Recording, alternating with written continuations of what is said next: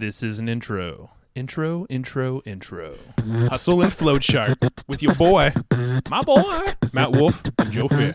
Hey! Welcome back to the Hustle Fast Business? Flow Business podcast. Is that what we're calling this? I don't know. That was the worst name in the history of podcasts. Came up with that on the spot for How about James.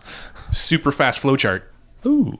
How about the hustle? No hustle Or in there? hustle. We're over the hustle now, huh? We're optimized business, living the good life, going out in the middle of the day, surfing. We're rebranding this podcast as the No Hustle and Flow Chart.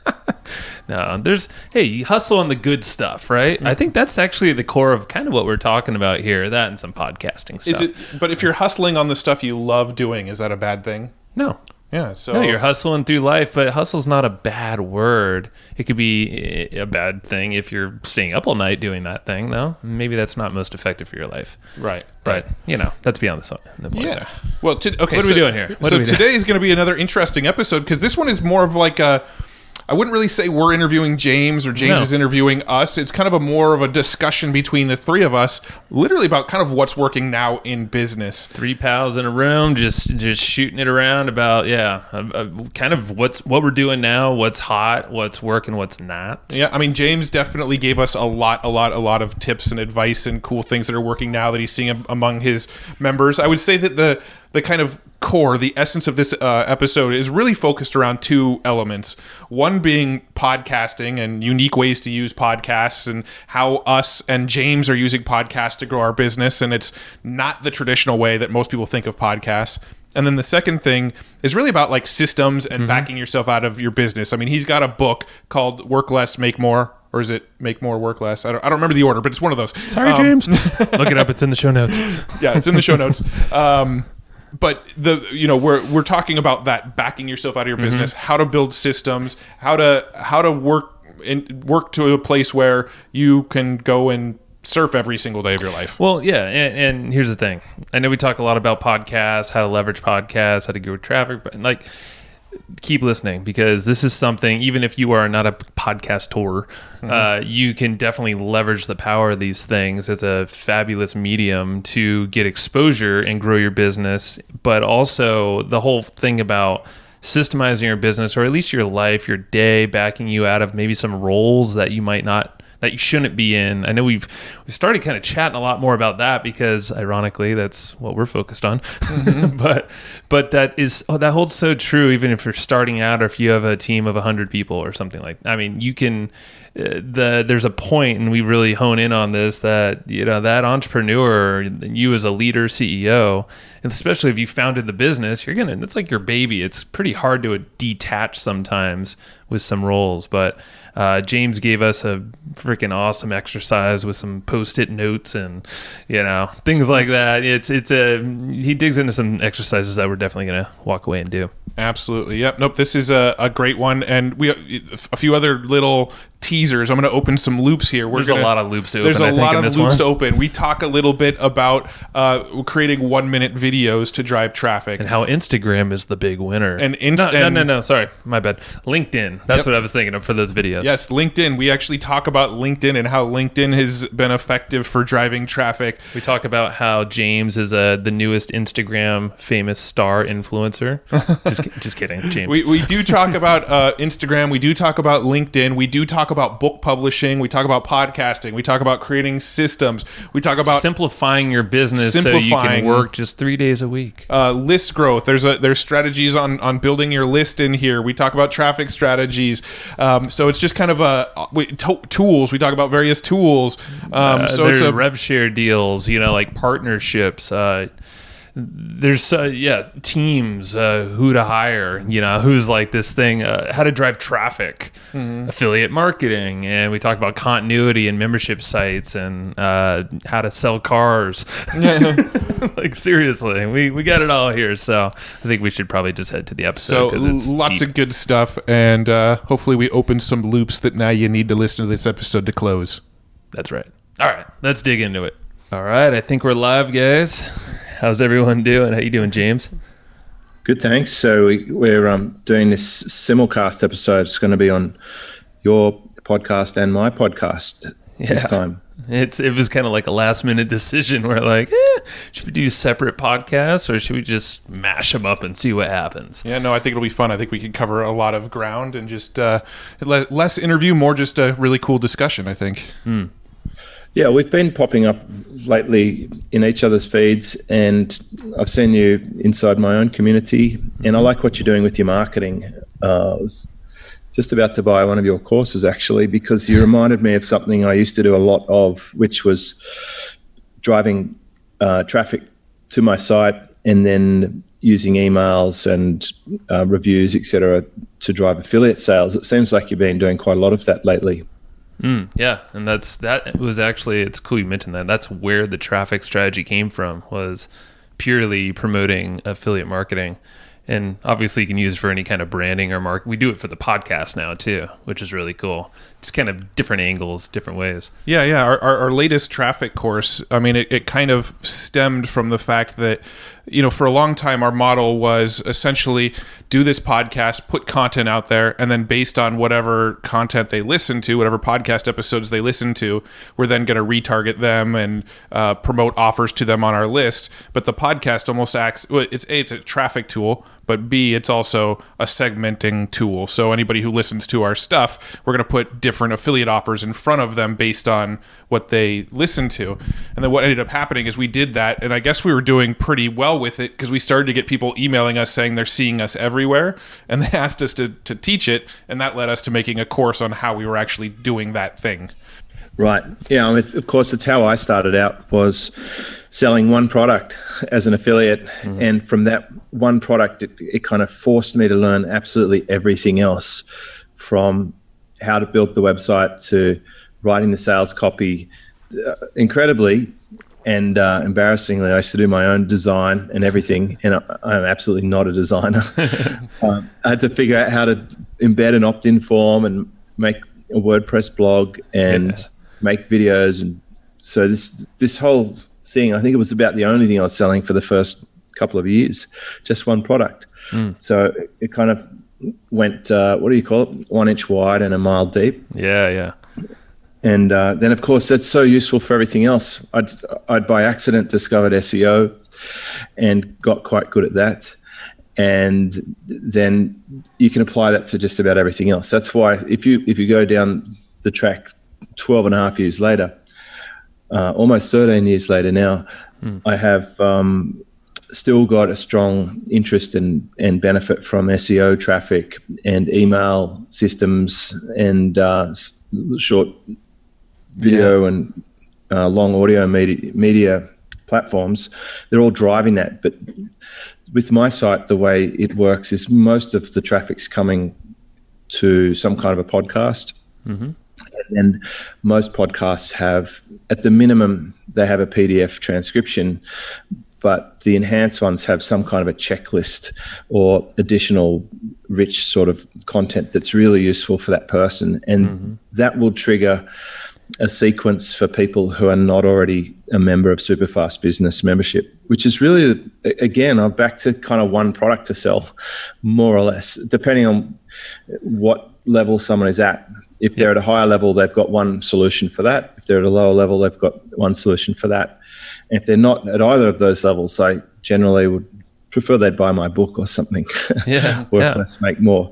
And then that sequence offers people to go into the waiting list for the membership, which then opens, and then a percentage join. So I know the numbers of each part of that process, but the game is simply to keep creating really useful content that's good for my audience, and then to have people coming at that content from different places. And I know you've seen a little training that I did, how I've been doing the little videos each day, and I've seen you've been doing them really well, and you've interviewed other people who have been doing them well to sell things. They're very powerful, and I really like the idea that you've gone into micro conversions, little traffic plays to bring just the right customer. Means you're not spending a huge budget, and it's always relevant for them. They've got context, and you've also tapped into one of the fantastic gold mines, which is the tools. It doesn't matter how long you're in the business. It seems to be the perennial question is, what tool do I use for this? It's true. And tools sell well. They pay well for affiliate commissions, and we all need them. And gosh, I look at our tools costs on a monthly basis, and they do all add up once you have all the little tools you need to run an online business. But compared to a shop or a store or a physical product business, like manufacturing cars or having a furniture shop, we get off pretty light, I think, in the expense category. Oh, yeah, we're lean and mean, man. But you're right. They do add up. The more you accumulate or the deeper you go into business, the more team you grow around you. It all requires these extra little tools and automations and even Zapier, like you start paying for that. You kind of start off using the free plan and you're like, oh, crap, got to pay for that now. Yeah. No, it's interesting because as you're talking about this, I don't know why it hasn't totally clicked with me until just now, but I'm realizing how similar the business models are. We're both very focused on podcasting and creating a lot of content through podcasting. We're both focused on making these little tip videos to sort of raise awareness and help grow our brand. We both have kind of a singular main flagship product that we're promoting. I mean, there's just so much similarity there. Well, and that whole way you're segmenting your audience as well. You have your own ways of directing them to a product that best suits them. And that's how we're doing kind of behind the scenes, as you are with, the transcription opt-ins and the chooser you have on the front of your website. All this mini segmentations that are happening really create a big change. It makes it a lot easier to sell product too. Yeah. No, I'm actually curious about the podcast stuff because I know we're both in that world. How long have you been doing your podcast? I know you mentioned you're on 600 and something, so quite a while. 602. This will be episode 602. It's not all the podcasts I've done because I've had 4 other ones. Wow. There was Think, Act, Get, Freedom Ocean, Sales, Marketing, Profit, and Kicking Back. So if you were to add all of those up, I think you'd be getting closer to probably, and let's not even talk about guest appearances. I went definitely in the 1,000. To answer your question, the big initiative for me started when Tim Reed approached me to do Freedom Ocean. And that came about because he has a fantastic podcast in Australia for small businesses. It's called Small Business Big Marketing, and it's often been at the top of the charts. And he had a co-host back then called Luke Moulton. And Tim and Luke invited me to be on a podcast. I didn't really know what that meant. I didn't know if it was live or if it was because I wasn't sort of podcast geeky. And I think we're talking about 2010 or 11. Yeah, it's pretty fresh still. And so I went on the show and I talked about my thing at the time, which was called Fast Web Formula. And Fast Web Formula was this amazing mind map, and also had become a workshop. It was one of my earlier events. I've been running events for 10 years now, almost 10 years. And it was actually invented because I'd been speaking on a platform for a promotions company here, and one of the speakers is a mega famous sort of NLP guy, was enamored with the way that I was running my business, and he asked me to get on a coaching call with his team who are all around the world. And I got on a call with the team and I took them through this mind map, and they loved how simple I made it. And so I turned that whole thing into a course. Anyway, I got the recordings from the course. I mentioned that on this podcast, and I gave these guys an affiliate link. And the next thing you know, they were making a fortune. They had meltdown. People were buying this product it was about $399. And it also included 60 days free for my membership. At the time was called Superfast Results, and which is today called Superfast Business.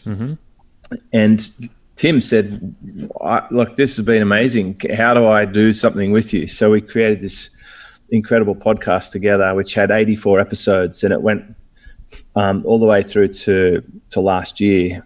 But wow. I think episode 1, gosh, that was 2011. But then what I did, and this is really important, and it's a huge opportunity because I had already been recording audios with people, because I knew from the beginning when I came online, I knew that I had to be brave and put myself on audio, because the people I was listening to, like Jay Abraham, and I think back then it was Yannick Silva and so forth, and people who I was reading books about, Aussie business coaches like Brad Sugars, they'd all had this story of sitting in a bedroom, with nothing but a tape recorder. Even Anthony Robbins, and just recording their information as an information product and getting leveraged. So I knew that I had to do this. I'd already tracked down some expert on pay-per-click marketing that I met at a conference. So that's where you meet people. And I went and purchased for a few $100s a recorder that I sat on a desk, and I interviewed this guy and made a product from it. And then I started, when I was speaking, of course, you're on platform with other experts like John Carlton, for example. So I said, John, could I come up to your hotel room later and we have a little chat? And he looked at me a bit funny. I said, about business, and if I could record it, that would be great. And he said, yeah, sure. So I'd already been doing this on the for my blog, and I was putting the recordings on my blog, but I wasn't in iTunes, and it wasn't called a podcast. They were just audio interviews. So when I went to iTunes and submitted my blog, it retrospectively posted all the previous episodes where it was pulling the media from. So this is the big takeaway, guys. If you've already got a blog and you go and if you happen to have audio, you can submit it, and then it will just backdate all your posts. You could literally have 5 years or 10 years worth of content overnight, as if it was always there. So technically, my first podcast episode dates back to 2009. Wow. I love that. So, yeah, I mean, it's interesting. It's interesting because we have similar stories with our podcast. We started in 2010 with the Online Income Podcast. That was our first show, and it made a grand total of 3 episodes of it. And then we kind of abandoned it for a while. And then I think in 2011 we circled back around and created a podcast called the Evergreen Wisdom Podcast, because by that time we'd branded ourselves as Evergreen Profits. Right. So we had the Evergreen Wisdom Podcast. That one, I think we lasted, 15 episodes? Roughly. Yeah, somewhere around there. And then it wasn't until about, 2014, 2015 that we decided, let's get serious about this podcasting stuff. And now we're really kicking ourselves, because back in 2010, when we did our first podcast, we could go to the top of the charts by having 70 downloads a day. We'd be ranked in the top 10 in the business category with that kind of download numbers. Now it's we can be getting 1,000 downloads a day, and we won't even pop into the top 200. well, that's very interesting, because I've noticed that sort of shift too. We dominated the charts. Freedom Ocean was always at the top in Australia, especially, and it still drives good traffic. In fact, when I look at my podcast history, Freedom Ocean and Think Act Get dominate the first 20 or 30 listings for total downloads. And usually episode number 1 of Think Act Get has had the most downloads of any show I've ever done. The one with Ezra Firestone, which was a good talent pick on my behalf. Oh, yeah. If I think in hindsight how far he's gone. And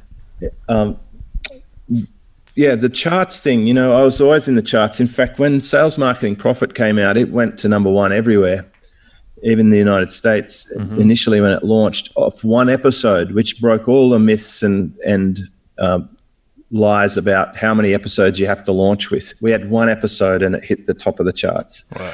And then now my show doesn't really appear in the top charts. I noticed that too. It might hover around up close to the 200 mark. But at the same time, here's the really interesting thing.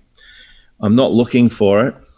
I think I haven't looked where it is in the charts for about 2 years, because it doesn't matter. Right. What really matters is to get those core subscribers, the 1,000 or 2 people who sit on that feed waiting for the next episode. The ones who email you if you haven't published for a little while to just check if everything's okay. You're hyper fan. I've got one amazing super fan, Greg Merrilees, and he will nudge me on our coaching call. He'll say, "You haven't published anything lately," and he's craving the next delivery of content. So it's great when you've got the core. You don't need it. And I think in one of the trainings that I released recently in the membership that you've probably seen, the email one, I was showing my members just how small my email database is and how it doesn't matter. When you see all these people talking about list size of 800,000 emails, or if they're such and such ranking on the charts, or they have X number of fans or followers, it's mostly just vanity metrics. You really just need the core following. And I think if you have your business model right, you can still have a very decent 7-figure income from tiny, tiny numbers. Probably the poster child for that is Andre Chaperon. He has a very small database, but it's hyper super segmented. There you go. I felt the wrath of Andre's email list once. We were both promoting a product a couple years ago, and I was number 2 and he was number 1 on the leaderboard. And in his emails, he was talking about how he's only sending this email to like 300 people, and yet he's just destroying me, and I'm mailing a list of 70,000.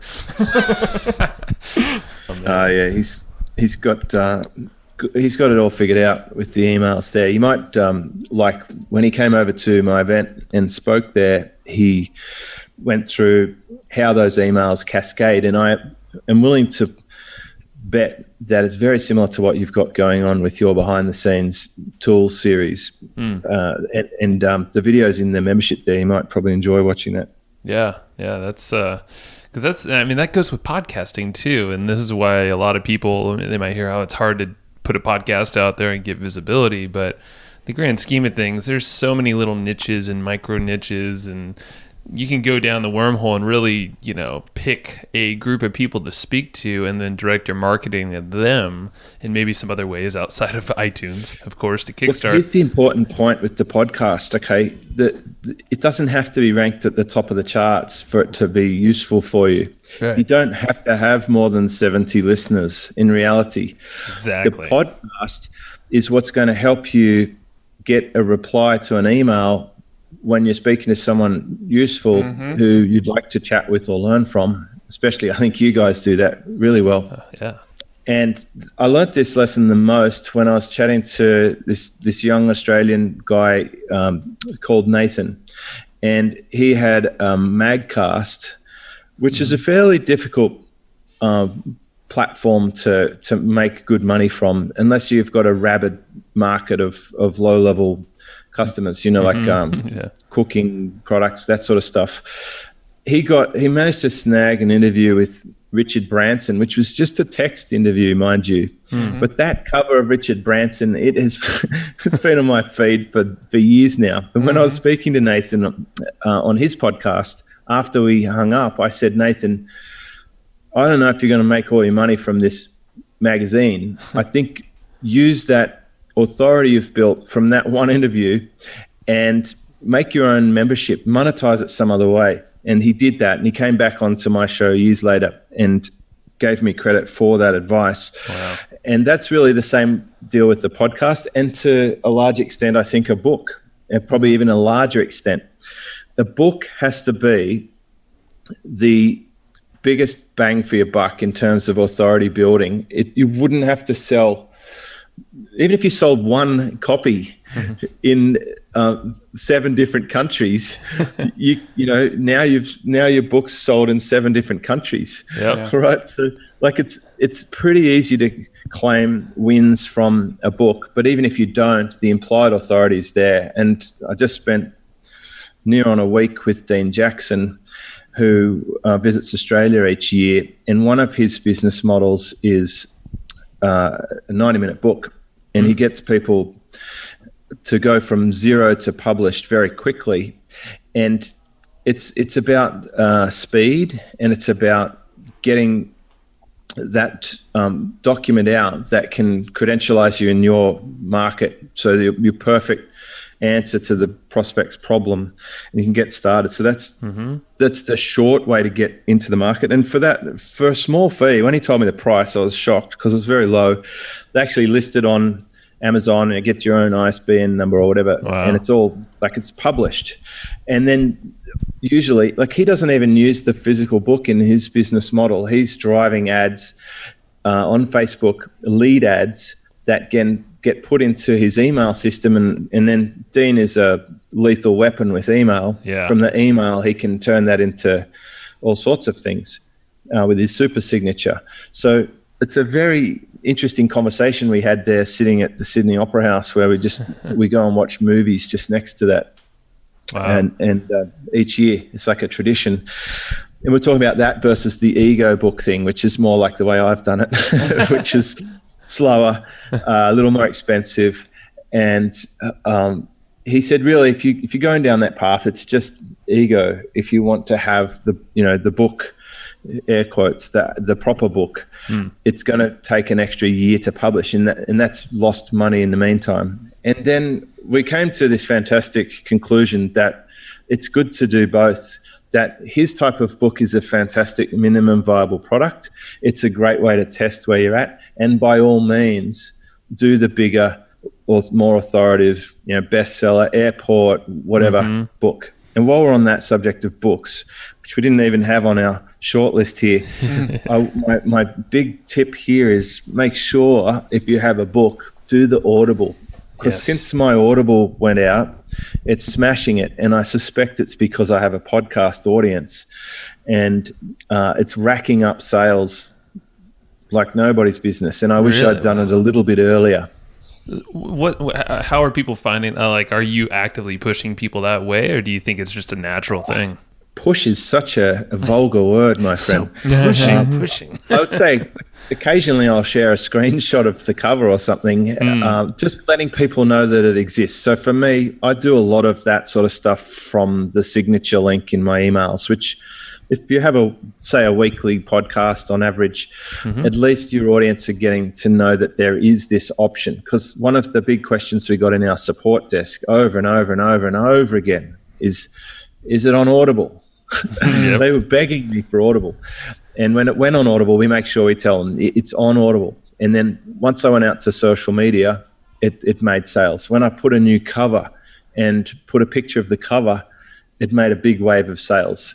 I go on Pat Flynn's podcast, I get a big wave of sales. Yeah. That's a big traffic tip right there. If you can be lucky enough to find a good traffic source where all of your potential customers are already subscribed, that's the jump start to a wave of traffic. And I've done that a few times. I've found out whose audiences are good for me. And I know for a fact this podcast is very good for anyone who appears on it. There's always an after effect for whoever comes on this show because I'm not ranked in the top of the charts. I suppose the people who are listening are dedicated listeners who are enjoying the content and trust me. And and same goes for our podcast. If we're speaking our little halvesies part here, since it's a combo cast, is exactly what you just said. You have the most loyal listeners, and every single time it's cool when I talk to someone for consulting or just somehow I'm communicating with a potential client or one that's been around forever. They always say the podcast is the number one thing they love the most from us. Yeah, I mean, I can't even count how many times we've had guests who, a year after their episode was released, still come up to us and say, man, I'm still getting people that come to me saying, I discovered you because of that podcast. I mean, the thing about podcasts too is this content lives forever. I mean, this episode, 2 years from the time we're recording it, somebody's going to be listening to it and discovering it and finding out about James or finding out about us. I mean, it's just this ever evolving compounding effect that happens. Yeah, and I don't listen to podcasts much. I listen to one surfing podcast and I listen to your podcast. That's it. Wow. You have a fantastic podcast. Let's do a high five really quick, Matt and I. I actually discovered your podcast by accident. Did you? Do you remember how, or just searching? I do. I remember how, because as part of my onboarding process for Silver Circle, one of the things I asked for is if people own their trademarks, and I go and search for them. And I had a client with a very similar name to your name. That's right. I've seen that guy in your forum, actually. Oh, yeah. His business is Evergreen Profit without the S, right? Exactly. Yeah, we've actually been thinking about reaching out because it's a different business model. So we were thinking, hey, maybe we could reach out and just collaborate so there's less confusion, but we haven't yet. So, oh, you should. He's one of the nicest people you could ever possibly meet. Big shout out to Justin. He's remarkable for a few reasons, but one is aside from being a customer of mine for near on a decade, he never wears shoes, and he lives in a rural part of southern Australia, in Victoria there, and that's tough. And when we went to the Maldives a few years back, we were at the airport in the Maldives collecting our things from the conveyor belt, and we just walked through customs. He's still bare feet. Wait, so he's legitimately always barefoot then? Wow. Okay. He somehow went from his rural Victorian house to the airport in Melbourne, flew to Singapore, and then went from Singapore to Mali with no shoes. And how many times did he wash his feet is the question. The next time I saw him internationally, I did spot a pair of flip-flops, and I said, what's going on? Because he came back to Maldives again, as they often do. And he said they forced him to wear them at the airport because of safety. Bummer. Anyway, you should definitely reach out because he's got great service. He's been on this show as well, on my show. And, so I was looking for his name to check, what's his footprint? How much of his branding and marketing does he own? And you guys popped up. And then I, rather than look at you guys like an evil enemy encroaching on my fantastic customers' IP, I thought these guys have got a pretty similar thing going on to the sort of stuff that I like. And as you mentioned earlier, that we have so much in common. The other thing you didn't mention, that's kind of the iceberg part for both of us probably, is our interest in mergers and acquisitions and joint ventures and revenue deals and buying and selling and trading of businesses, that sort of stuff. Yeah. And that's definitely something that you've helped us a lot with. A lot of your members, I mean, your community alone, I don't even know how many deals have been done just within there, but also just the advice. That definitely helped us figure out, okay, how do we approach deals? Because you could really screw yourself if you just kind of go in with an idea that I'm going to take 30% of this business and make a bunch of money because I can grow. I'll also say this. One thing that we've learned from you and that we've definitely taken away from being a part of your community and watching how you do things is also an element of simplification. We did have a point there where we're like, oh, we've got this course and these 10 affiliate products, and we're also working on this acquisition deal, and we just recently acquired this business. And I remember Joe posted something in the community, and your first sentence was, wow, it sounds like you guys are doing a lot. And just looking at the simplicity of what you're doing with your business, we actually decided to kind of, we trimmed a lot. Yeah, trim a lot of that stuff back and just kind of go more simple. No, we legitimately trimmed every single product except for the traffic course. Everything else is free. But the traffic course is amazing. Like I said earlier, it's I've got 2 courses here on my list to buy. I'm not buying. I'll tell you why I'm not buying it today, because I'm heading off on an airplane tomorrow for a week. Leaving, man. So I have this little rule that if I buy a course, I have to consume it immediately. If I can't consume it immediately, I don't buy it. So I'm not just like stockpiling courses, because that could be a bad habit, right? Right.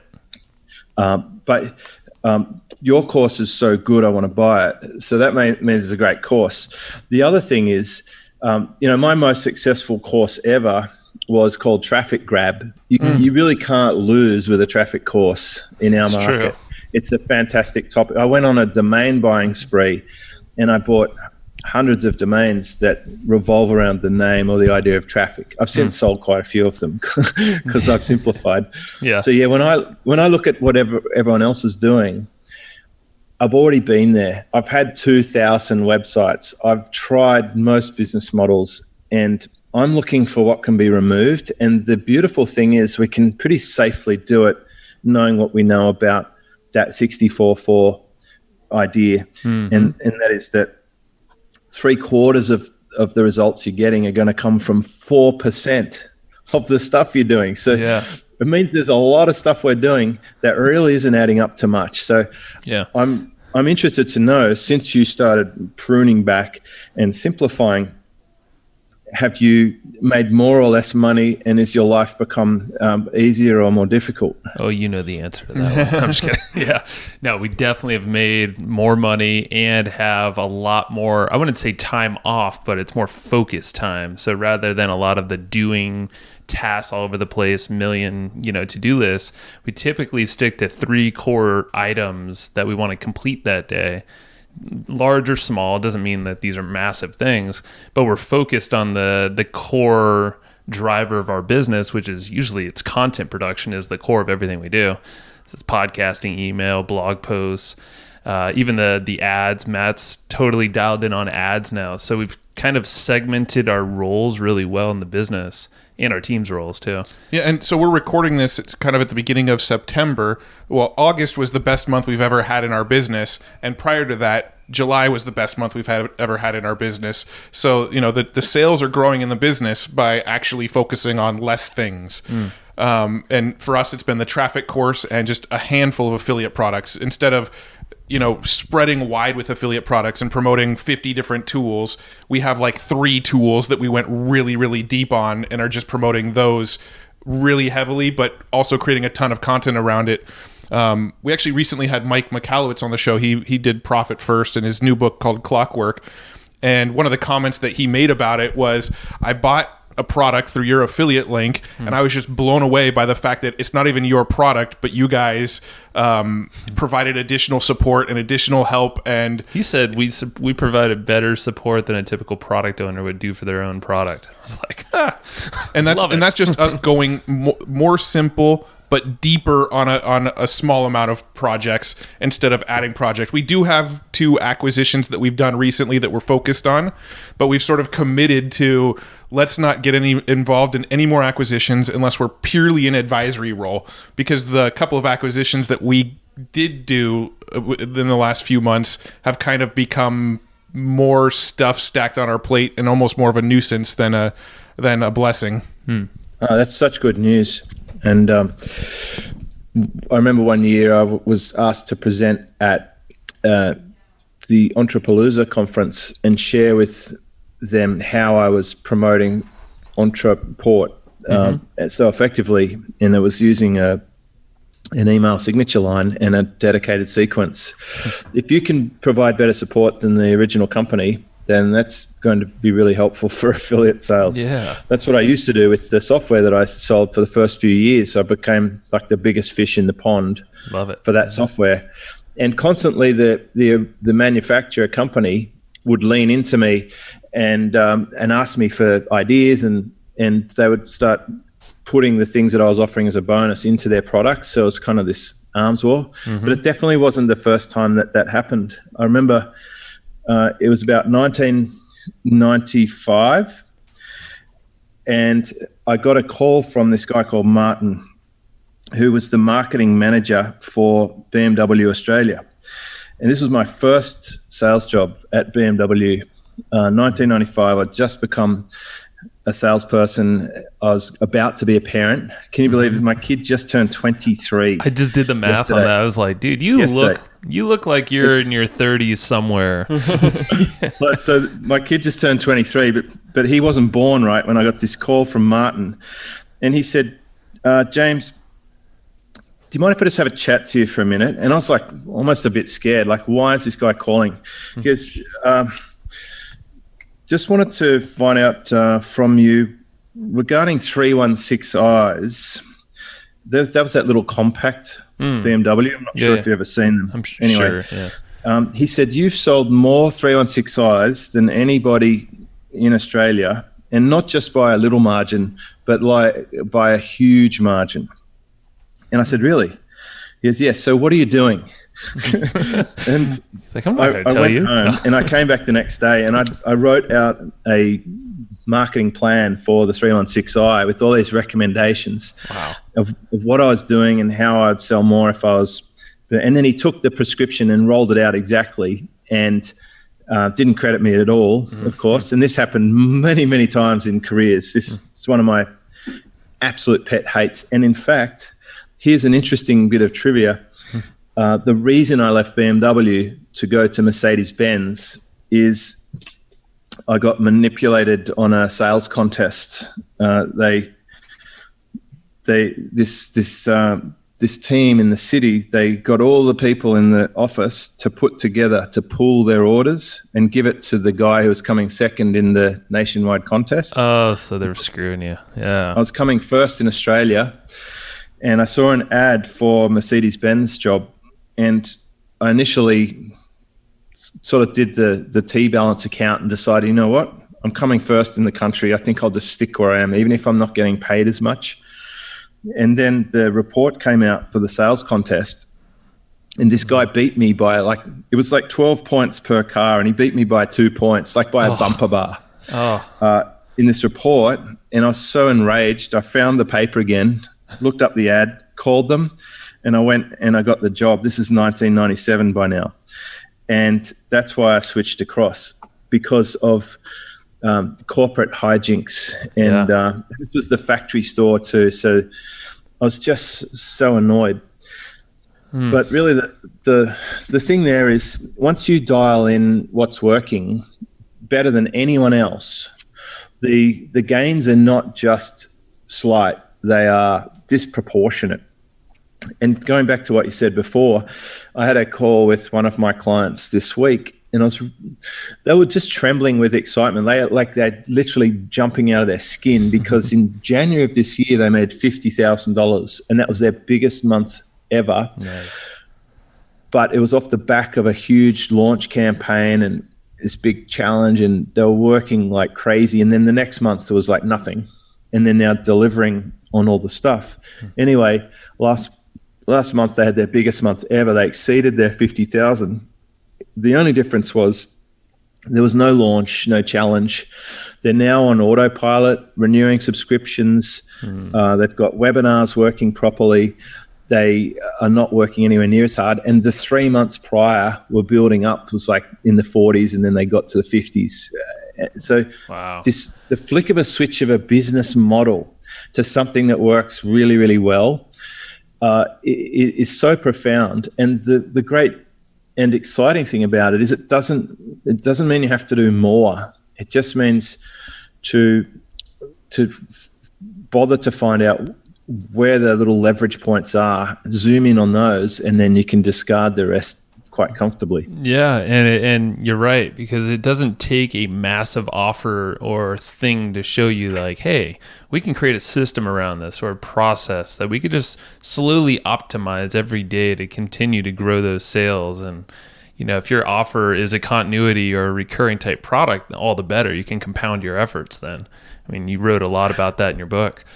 But yeah, if you could dial in these mini optimizations, these small hinges swinging the big doors for our business. Like I said, content is a massive part. So being consistent with our podcast episodes. And then Matt does a lot of the traffic and, constant optimizations, little tweaks here and there on Google, on Facebook, on Taboola, all these different ad platforms we're on each day. And these conversion tweaks, just test a new headline, test, this variation of a sales video. And then there's the sales with me and kind of more the front facing or communication with the customers, always kind of improving, optimizing that process. That's how we've been seeing these percentage growths of just consistent, it's ranging from on average about like 20% every single month or more, but it's consistently growing. It's not this massive spike and then a plummet. And that's a sustainable business, especially with the continuity. Yeah, I think one of the delicate tricks is when you do dial in an offer that converts, when you are finding the stuff, and as you're talking about sitting down, running through the different ad platforms, when I quit my job and I was now doing CPA marketing, every day at 2:00 I'd pull out this huge A3 spreadsheet. It's like poster size pad, and I had all my traffic sources, and I'd log into each one, check the campaigns. It was like 7 Search, AdBright, Google, I think maybe even Facebook by this stage. I was one of the very early Facebook ad guys every day, and I was spending thousands of dollars a day on traffic, and I had to see if I was ahead or behind. Sometimes I'd find someone's replicated my entire ad set, that sort of stuff. Jeez. And it's a lot of work. So often when I'm talking to my clients, I'm finding that they've found their offer that converts, and they're now in that phase where do they go further into it because it's such a big opportunity, or would that be a trap? And they start to lose themselves again. So you've got this precipice. Quite often I like to go broad and then pair off the ones that are not quite as optimal and just stick to the top few traffic sources or the top 2 conversion devices. So that's how I've kind of ended up with podcasts supported by video, and mostly emails, and mostly not involving my personal time, and then the back end affiliate stuff, because they're the leverage points. And I haven't really pursued the traffic anywhere near the extent that I used to, or almost not at all.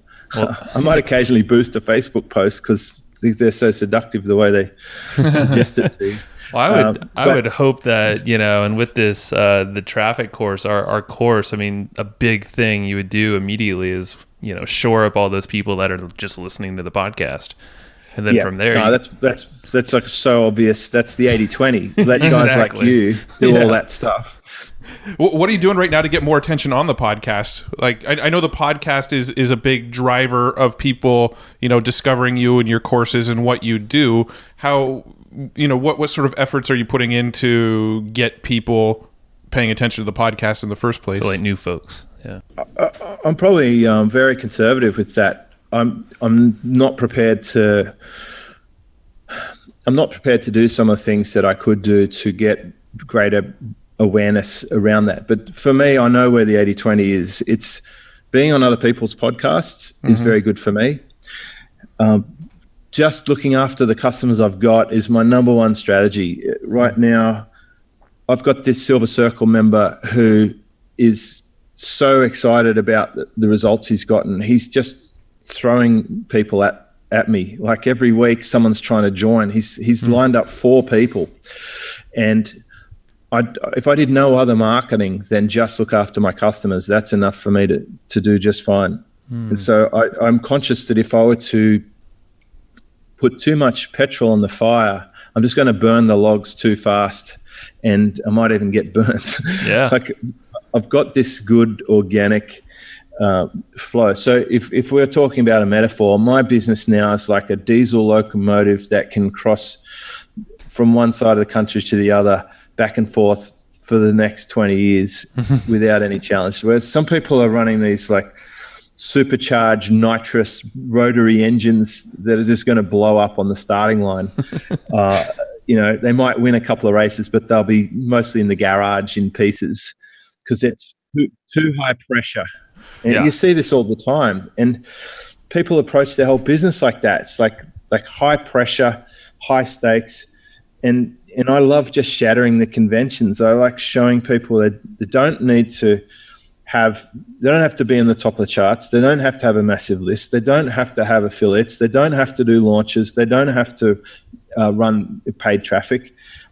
They don't have to have super tricky, amazing, incredible, complex funnels. They don't have to have 1,000 different email segments.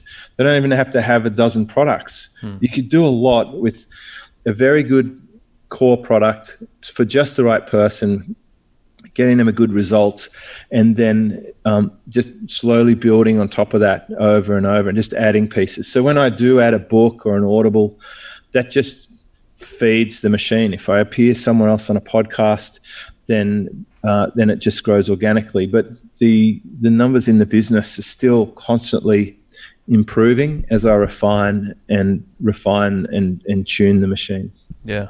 Yeah, I mean, I was going to say that the whole burnout really fast thing, that's kind of how I see that whole launch model, where you see the people that put together the big contests and they get 100 affiliates on board, and then they launch their product, and then they say it's going to close in 5 days, and then they turn it off. And to me, that's just the most bizarre concept, is to spend all this time on a launch and then turn it off, and then all of your affiliates, not only are you paying them whatever 50% commission, but then you're going and spending another 25% of your entire sales revenue on paying them in bonuses, and next thing you know, the product creator doesn't make very much money, but they just destroyed themselves to do that launch. Oh yeah, it's stressful. And they have a service debt. Now they have to provide whatever they sold and hyped up. Yeah. And there's a place for launches, and if you're putting out a movie or a PlayStation game, or you've got a brand new product, by all means, the closest I come to that is when my live event goes on sale. I'll let people know about it. That's kind of like, but I tend to be more of an announcer. Yeah. I release products or courses. I don't push or promote. I've never done the big launch, just why I don't have a massive list, but I haven't had the big bills to hold on to 500,000 email subscribers with a single digit percentage open rates. I'm so ruthless with my list that we delete records who don't open after 3 months. How often do you do that on your list? Every 3 months or? Yeah, constantly. Like if there's a hard bounce, or they unsubscribe, or they don't open for 3 months, they're out. So we have like a 30-something% open rate on our email newsletter. Killer. But you're not doing that double check every 3 months, right? You're just kind of looking like maybe once a month to see who hasn't subscribed in 3 months. Yeah, we've created this segment that captures them, and then we send them an email letting them know that if they don't want to be on the list, that's fine. If they don't open the email or click on the link, that we're going to remove them from the database. Yeah. And then if they click on it, then they get out of that segment. If they don't, then they're gone. And we just, my webmaster will do this on a continual basis. Yeah, no, that's so smart. I mean, it's interesting because our list is, from the ego standpoint, our list is well over probably 100,000 subscribers. But when we actually mail our list, we're actually only mailing about 3,000 people at a time. That's it. For the same reasons you talk about. We don't actually delete them from our list. I just tag them as like an unresponsive tag. And then, maybe once every 6 months or something, I'll mail our unresponsive people and see if I can re-engage them. But I'm not saving my money on the autoresponder like you are. Right. Yeah, for me, I'm happy that I've probably got them subscribed somewhere else anyway, whether it's YouTube, iTunes, Push Crew, Facebook, Instagram. You have the app Twitter. too, right? I'm really into Instagram. That's my favorite platform at the moment.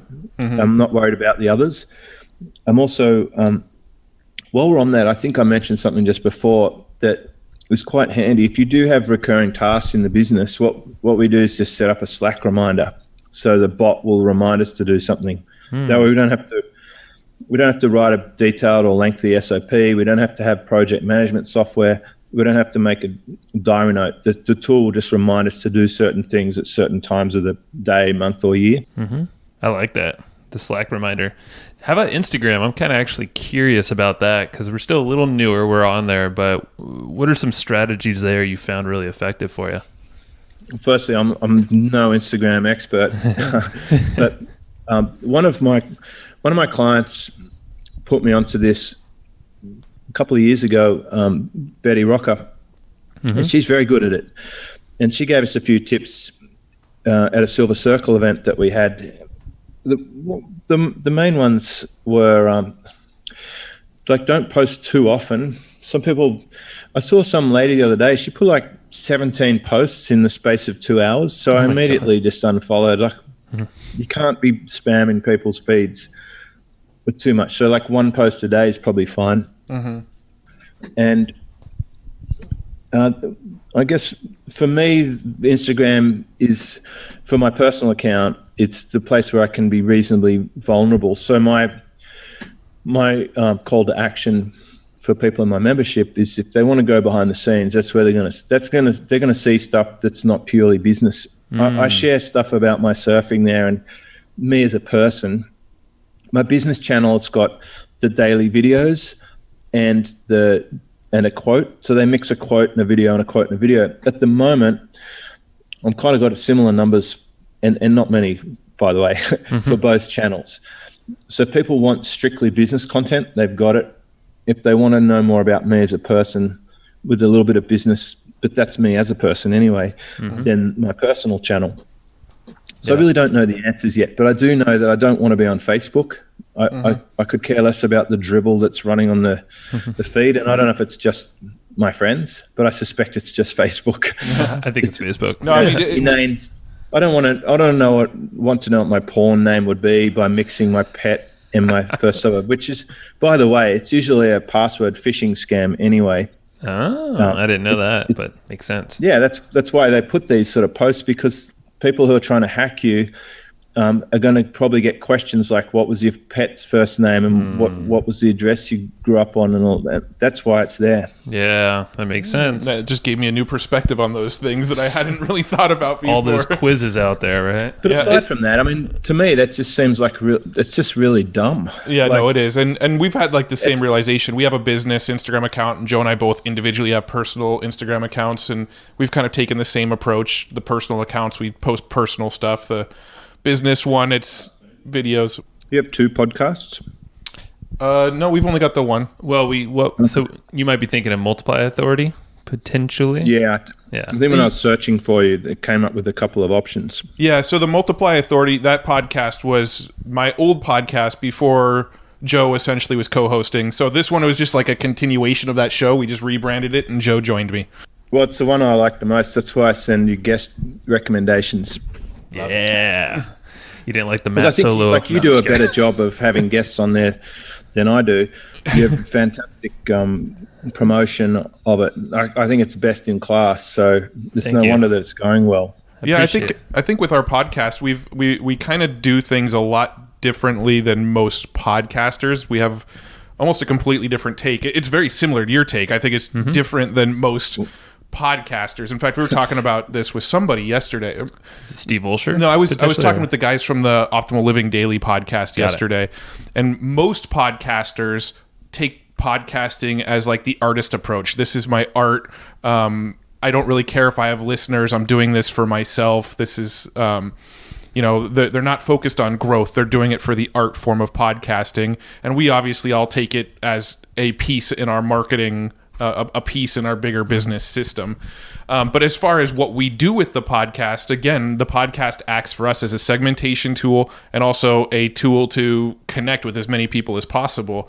And then the things that's happening behind the scenes that most people aren't seeing is if they listen to an episode, they're being added to retargeting campaigns. If you've listened to one of our episodes and then go on Facebook, there's a good chance you've seen one of our little tip videos or one of our silly videos where we're like running for the train or like, some fun behind the scenes video that we made, and you may not know why. Well, it's because you listen to our podcast. And then anybody who watches any of those videos, they get retargeted with our offers. So it's like this indoctrination sequence that doesn't require email. So you listen to our podcast, you get into our ecosystem, you start seeing branding videos from us. If you watch those branding videos, then you start seeing links to podcast episodes, and you start seeing links to offers. And so that we created this whole indoctrination sequence where we don't email and people sort of self-select what they're going to get by what actions they take on our website. Yeah, it's very smart. And I think there's another category of people, definitely, like I wouldn't classify myself as a podcaster, by the way. They are other people in my mind. Oh, yeah, they are. I'm just a business person who uses the audio medium. Yep. There's the other kind, which is like the entertainer who's not doing it because they creatively want to do their thing. They're not doing it because they're commercially savvy. They're doing it to do some kind of a dog and pony show of whatever they think their audience wants them to do. They're always asking, which cover do you prefer? Or what would you like to see me do the next episode on? It's like they think they're giving their audience what the audience wants, but really they've just decided not to. To me, it seems almost inauthentic. It's like, I'm an actor. What play would you like me to perform? I'm like, I don't really get that model at all. And they have a lot of followers and a lot of subscribers, but then I wonder when do they actually have their personal life, or when can they be themselves and not some internet presence that the role that they're playing, and it's fascinating. It is, and I wonder if that's just the way that they think they should be, and I feel like it's a newbier like way. The girls doing Instagram selfies down at the beach, or a makeup tutorial at the When I go down to surf, sometimes on the rocks to the side, there's all these teens holding out the camera, doing tossing their hair and doing like, I'm not kidding, they do like 50 shots. Oh, I believe it. They're in a row, getting everything. And I'm like, what are these people doing? It's kind of sad. It is, yeah. And they're not doing anything with it either. In fact, we had a guest on our show, a guy named Mike Matthews, and we were talking about this Instagram topic, and he was telling us that most of the people on Instagram who have 100,000 plus followers have never made $1 off of their Instagram account. But they're getting free yoga pants. But they might get free yoga pants from Lululemon or something because they have 100,000 followers on Instagram. And it's so bizarre. These people it's an ego thing. They're building it because they just want the likes. My favorite clothing brand, Lululemon. Yeah, I mean, there's nothing wrong with Lulu. It's a fine pair of clothing. But yeah, these folks, so Mike Matthews, this guy that was on our podcast, he's really in the health and fitness space. And I mean, that's probably the biggest you could see, that, and you have yoga people, all these lifestyle, and a lot of them are just doing it for the merch, free protein powder, or maybe if it's surfers, maybe a free surfboard get sponsored. It's like, I can imagine you go down to the supermarket at the checkout and they say that'll be $370 or whatever. Uh-huh. You say, great, I've got 100,000 Instagram followers. So what? We're still going to need some cash. I think that could fall under the category of wrong goal, or Oh man, I was blown away by how many people, based on the stats that Mike was telling us, how many people have 100,000, 200,000, all the way up to like past 1 million Instagram followers, and they're getting free protein powder. Well, they have a day job still, and they're working in a day job, sleeping on their parents' couch still, and they've got 500,000 Instagram followers. But therein lies an opportunity there. If you can maybe, I think that it reinforces the point that we're making, that you don't have to be big to do well. You just have to be relevant and find the parts that are working. So of the 100,000, which segment is has the money? Mm-hmm. That's a discussion I had during the week with another client. Is the big reason that their business is going so much better now is they've had to let go of their original core audience, because their original core audience is a lot of their time poor and money poor. And ultimately, whilst it's lovely serving them from a charity benefit, they're not going to be the right audience to take these people to the next stage. So we created a product for the next audience along that has more time and more money. And lo and behold, it's significantly more lucrative with less effort, less work. And I found the same to be true in my own business. In fact, next week in the Maldives, my audience there, they're paying significantly more than the lower tier members. And it's a joyful week that I look forward to immensely, because it combines a lot of the elements that for me make it a great combo. Yeah. And they'll enjoy it too. And partly because it's such a significant experience for them. It's kind of weird, but some of your customers will expect something to be expensive. I know it's covered in Cialdini. I was having this great pricing debate with a friend of mine. He's trying to, his friend was convincing him that he's selling so much more at 4,995, then 4,997. And I said, that sounds ridiculous because unless he's selling tens of thousands of it, probably it's not statistically valid data anyway. Right. And I said, and you're starting getting into the point where a customer would probably rather spend $5,000 than $4,995 because they'd like to think that it's something worthwhile. That's why my price on the higher level item starts. It's $10,000 even. It's not $9,999. I'm not going to insult a $10,000 customer with the dollar off thing. You get to the point, and I think this comes from Mercedes-Benz background. Is at some point it's okay to have a premium positioning, and that's what the customer wants. In fact, they won't be interested in it if it's not expensive. And that being said, I'm not talking about just having a big high price. You have to deliver. Oh yeah. And you got to deliver substantially more than whatever you charge is probably a really good sustainability practice. Yeah. I'm actually curious really quick about how you deliver, because I know in your forum, and we're only in just one of them, probably your lower level there, you're in there every day. You respond to everyone. You have these daily videos. What does your typical day-to-day look like in your business?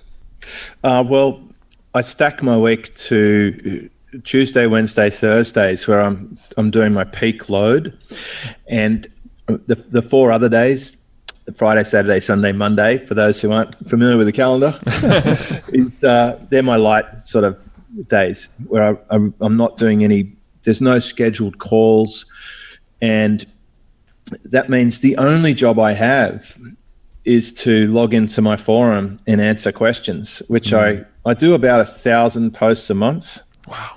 900 posts a month. That separates me from just about any other community person, because most people don't show up for their own business, which I think is extraordinary. And that was the problem I solved when I created my forum nearly 10 years ago, is I wanted to show up. So I do show up every day. I've been doing it for a long time, and I've built it into my routine so that it's almost non-existent. I can also multitask. I can answer posts while I'm watching Netflix these days, or I can be having a chat to someone on the phone and answer posts. So I don't mind doing that if it's low-level stuff.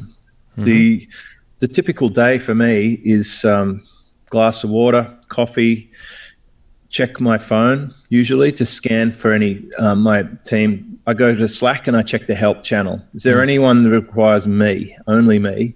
And then I'll just see if there's any emails for me. And usually that's because if I have a scheduled call, if it's a Tuesday or a Wednesday or Thursday is when the scheduled calls are, I want to see if someone's changed the appointment, cancelled or can't make it or whatever.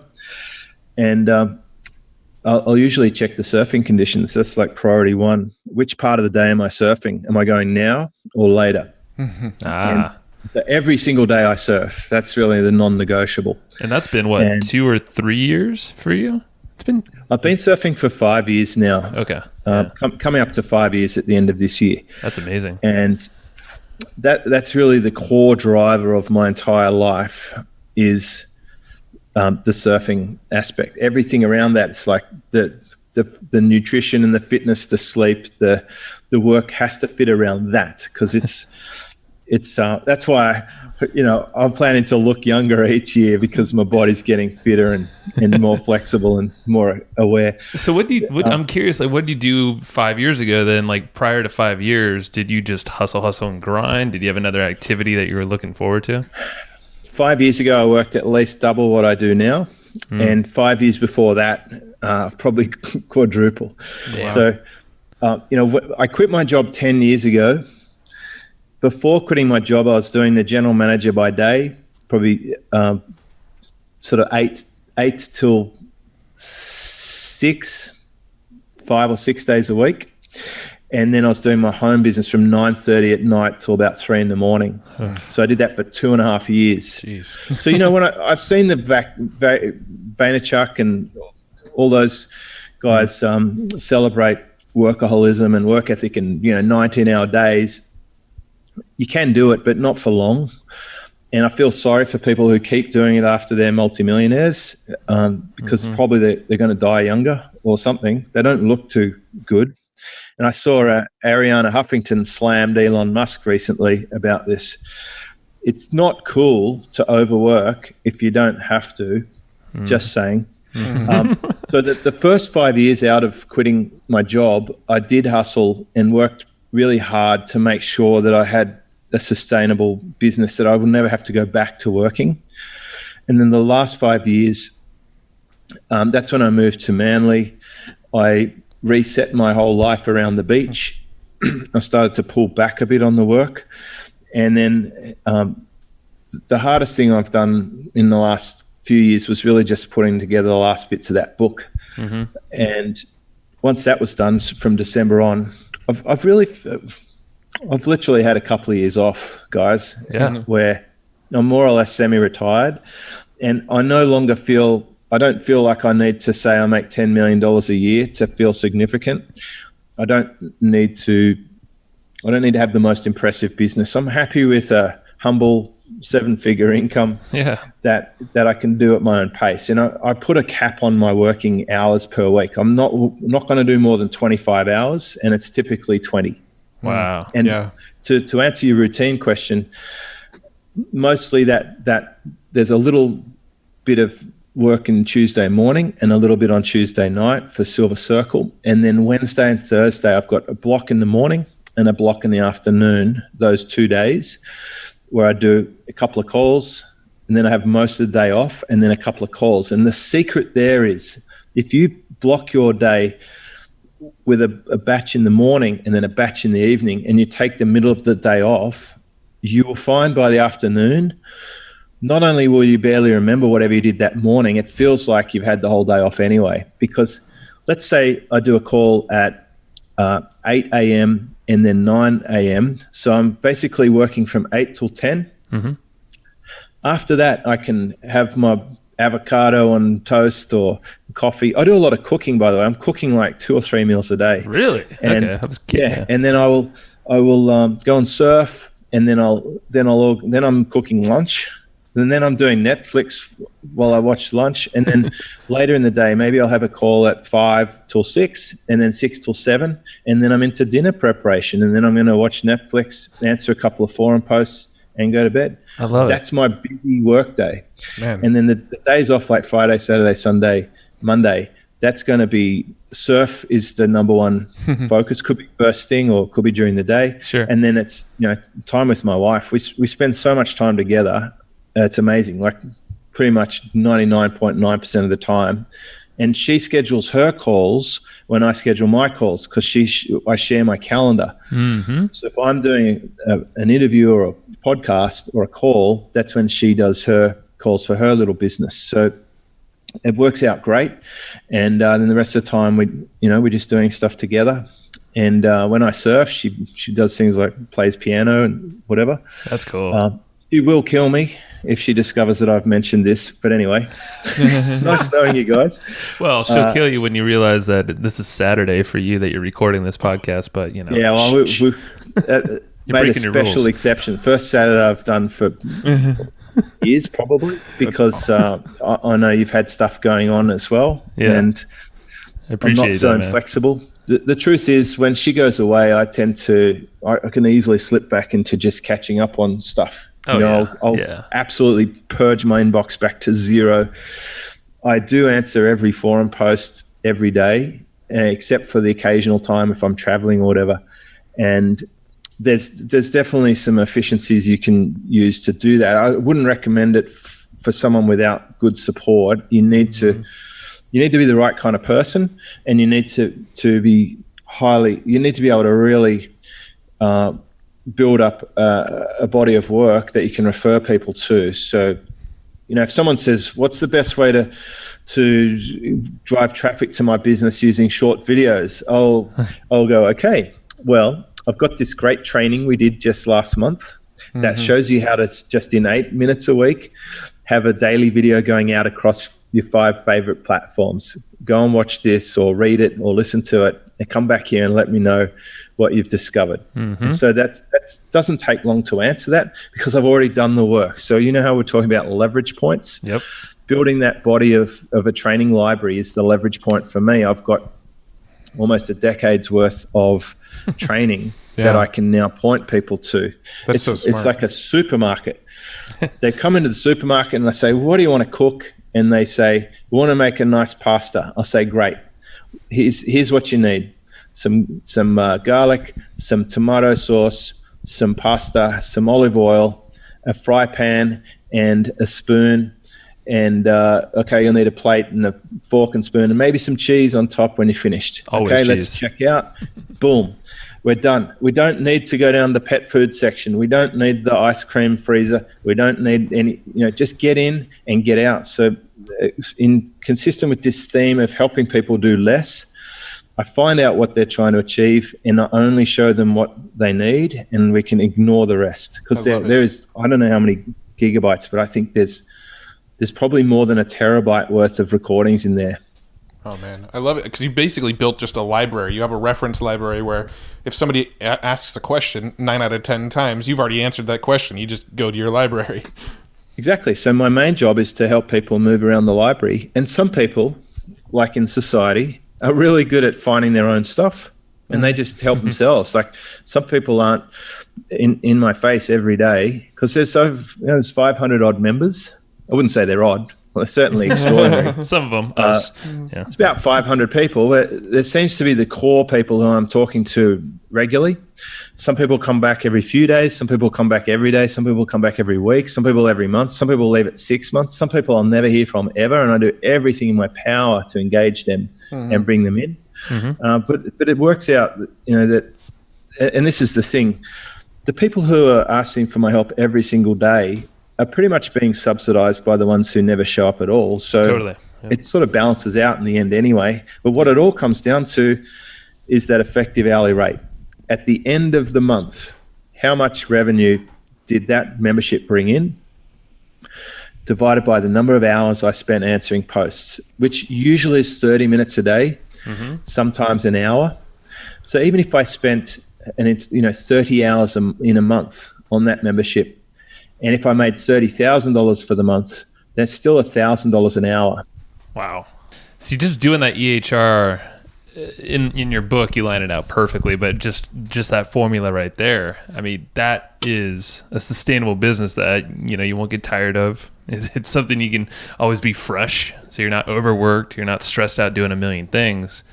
And I love that you're focused on the one-to-one. I'm sure your team supports you and all the other stuff. I know you kick out emails all the time about the podcast. Oh, yeah. I don't have to log into Entreport.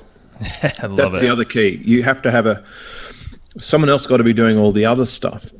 So I'm not fiddling around with WordPress. I'm not playing with traffic campaigns. I'm not doing any social media other than my Instagram. I'm not doing the forum backend. I'm not doing the weekly newsletters. I'm not transcribing. I'm not editing my podcast. I'm not updating, hosting, and all that. So if I'm not doing any of that stuff, then all I have to do is answer some posts and turn up for podcasts. Yeah.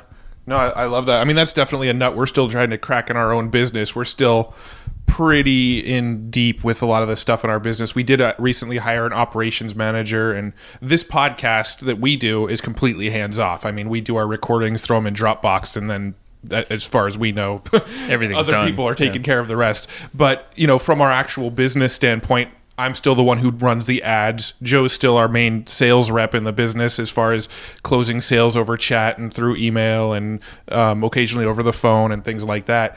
So we're still, I would say we're still about 8 hour a day, Monday through Friday kind of work. But that's kind of the next phase of our life is, okay, we've got this thing pretty well systematized. How do we start backing ourselves out? Yeah, you've got an amazing core to work with there, and you'll find the leverage points. It's for each thing you do, what's the big leverage point? And if you zoom in on that and cut some of the other, or just have an amazing team. Like for context, I've got 5 people in the background and they've been with me for a long time, between 5 and 9 years. Wow. They're so amazing and talented and autonomous, and we've gotten to such a great relationship now. Like I'm not doing a lot of the stuff that most business leaders or managers would do. We don't track days off, sick leave, hours. I'm not paying by the hour. I don't tell them what tasks they have to do by when or any of that stuff. They just run it. They know what to do. They're like a thinking brain. That's perfect. I mean, that's the ideal scenario. And like you said, it's leverage points. So, and it goes back to us personally, it's content. So it's like, hey, if we could be really freaking good at content, and then everything else on the fringe that supports that content goes with any other business owner listening to this, figure out. So if you go and buy a big stack of Post-it notes, and every time you do a new task, write that task on the Post-it note and just collect them until you're not adding any more Post-it notes. It might take you a week or a month. And then you can just put Joe and Matt up on the whiteboard and put the Post-it notes under you that only you can or should do. Might be doing this podcast, for example. Then the rest of the Post-it notes, just try and stick them somewhere else. Put them under someone else's name. If you don't have the someone else, then get the someone else, whether it's a service or you hire internally or you have a part-time contractor or whatever. Or if you can, put the Post-it note in the bin. That's an easy win. It's like, you know what? We don't even need to do this at all. And then that's the easiest possible system to do a task transfer, is become aware of the tasks and then transfer them.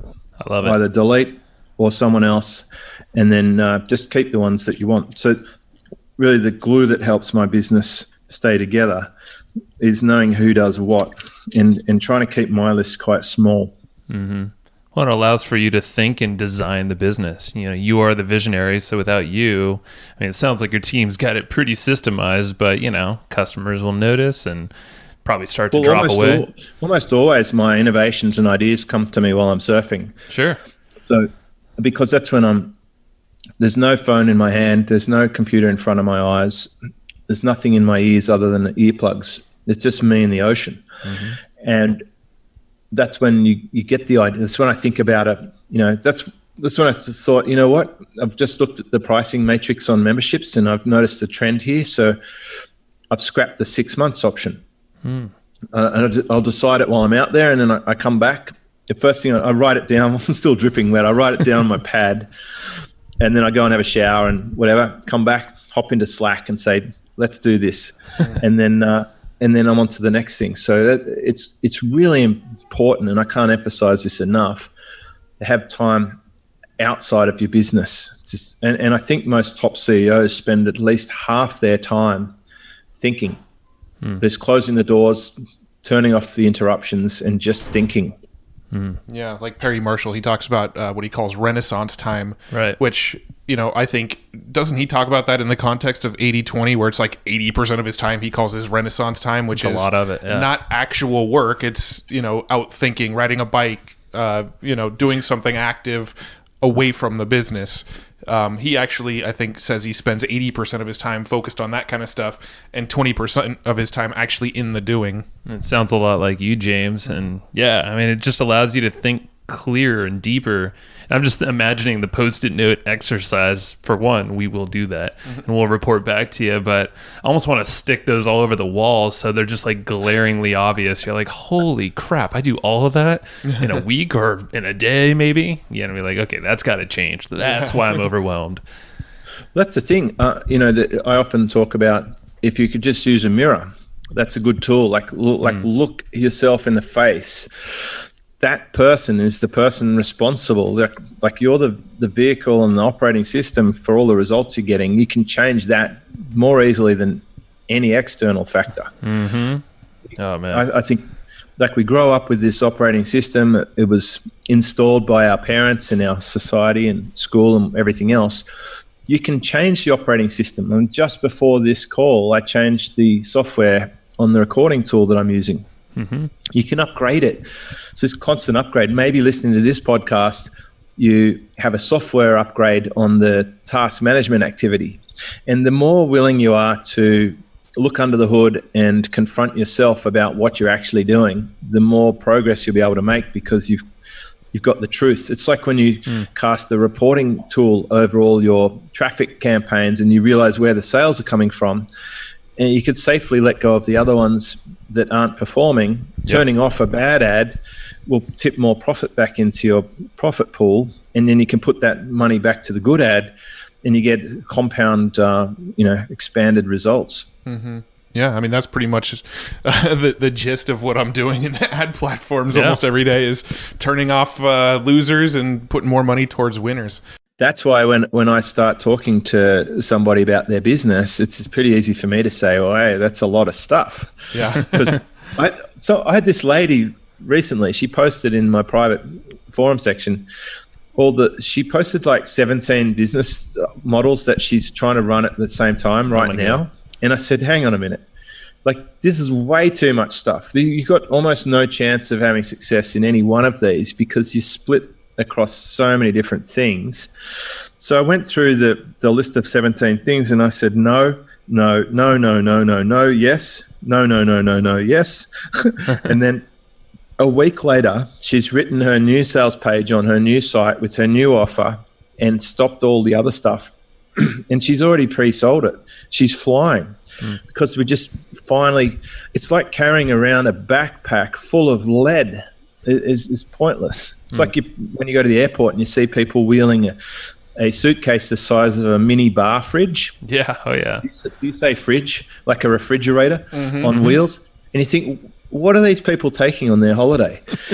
Like, why even travel if you need to take all this stuff? There's really no difference than living at home. Yeah. Let some stuff out of the backpack. Travel light. Buy stuff when you need it, and free yourself up of the burden. And we do that in business too much. We're trying to carry too much. Same. Remember, I talked about my rule of buying a course. I'm not buying a course unless I can sit down and go through it on the spot, because I know it won't get done otherwise. So I travel light, and then once I'm done, I can release it.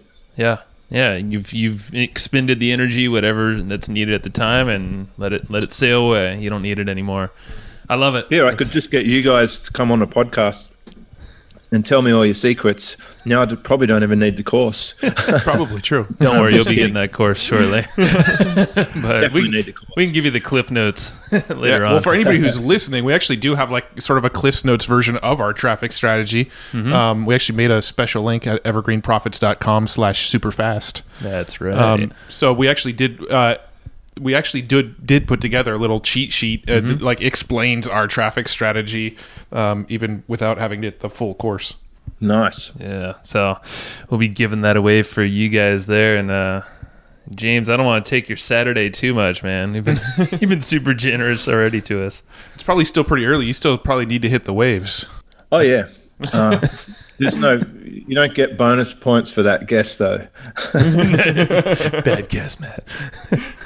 Well, this is fun, man. Anything else you top of mind right there before we maybe wrap it up here? How about some random things that have been floating around my high-level group? Yeah, that'd be great. The trends. Well, we've already covered a lot, but just a couple of things. Some people are having tremendous success with on-demand webinars. So if you're doing those webinars where they're like 3 times a week and a few days from now, or live ones, try ones that start in the next 15 minutes. Those ones work well, apparently. Okay.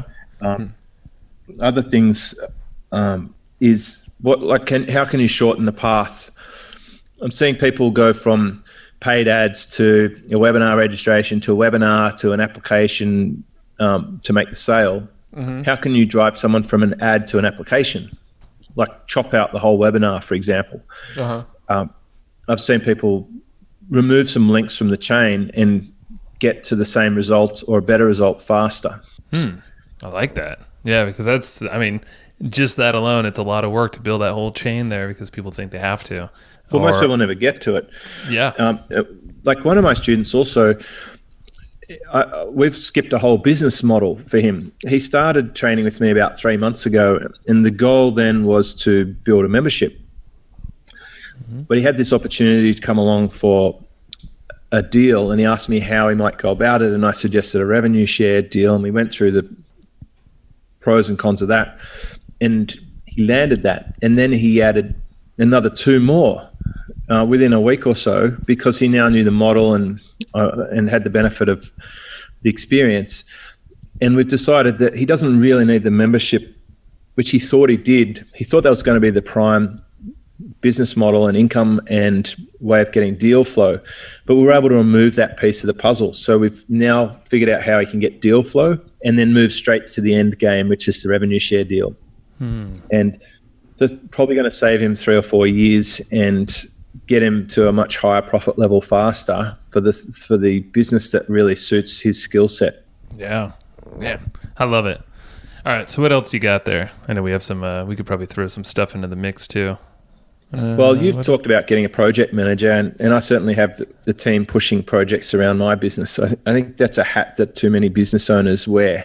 That'll be a good, if you can get someone really high on follow through.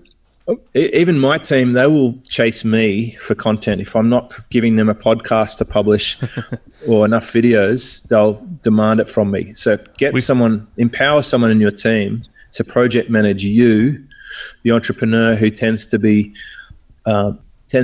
break all the rules because we're the boss. You get someone to project manage you and the rest of the team. That's a good win. It's huge, and that's our hire is Shannon. She probably is listening to this right now. She gets some shout outs recently, and she definitely does exactly what you just said. Like this morning, she was like, all right, guys, gonna need some more social media videos from you, starting Monday. And it's things like that. But to take it even a step further, what we've been doing the last month and a half is pretty much capturing all of the repetitive tasks that both Matt and I are doing. Our Patty, who writes all of our show notes, kind of manages our content, and Shannon and some other outsourcers. So capture that, and then Shannon, our ops manager, will kind of throw it into a doc as an SOP in written form, and videos attached still in there if you need to see some visuals. But that way, we're organizing based off of different kind of areas of our business. Not, there's like a sales bucket, a deliverable bucket, admin, kind of like the final just wrap up stuff, taxes, stuff like that. But the cool trick, and this is something we just learned from Mike McAlwitt's Clockwork in his book, was to, once you capture that video, throw it in an SOP, and maybe you assign that to someone else on your team, have them try to almost break that process, at least follow along, and they're going to find those little gaps in your process because you might be a little too close to it, especially if you're delegating something, and then have them recapture that process with those added in steps. And not only is your SOP and all that stuff going to improve, but that person you're delegating to will take more ownership of the task. Well, and you also learn the things much better by teaching them than you do by just like reading about it or even just doing it. When you go to teach it, that's when you probably learn about it the best. So what Mike was suggesting when we were talking to him is keep making your videos that show the various processes in your business. But once you've made that video, pass it over to the team member that's going to do it, have them do it, and then have them remake the video in their own words, because now they're becoming the teacher of that process, and they're also probably improving that video by talking about steps that you may have missed in the first video. Yeah, I've got a few thoughts on that. One is with SOPs, most of the time I'm not creating them in the first place, which is good. Yeah. I'll just ask the team to do. All they do is make sure they put a Google document with the words SOP and whatever the SOP is about, and then they share it with whoever's going to be using the SOP. And that way I can search in my G drive for SOP and it pulls up all our SOPs. And if they build the SOP, then it's definitely ownership is happening. And the key is to bring together all the stakeholders who are going to be involved in the process and have everyone put down, guess what all the steps might be, and then put them in order. It's another post-it note exercise if you're doing it face-to-face, by the way. I used to bring together my SEO team and we say, right, what happens from start to finish? What happens to this there? Who's involved with what? and we put a post-it note and we line them up in order, and then someone documents it and shares it with everyone involved, and it worked really well. That's good. Same happened in the car dealership actually years before. I'd pull everyone into the boardroom and say, from when we sell a car to it drives out the door, paid for, what has to happen? So I had the financial controller, I had the pre-delivery people, the parts department, salesperson, sales manager, the receptionist, everyone was there, and we created a deal pack, which was this one page that had a checklist from the time it was sold to, registration papers filled out, stamp duty paid, check encumbrance on trade-in vehicle, number plate issued, floor mats, polish, detail, fuel, paid for, blah, blah, blah, all the way from start to finish, signed off by the various managers in their segment. And for a car to be delivered, it was really simple. Every box had to be ticked and it was signed off.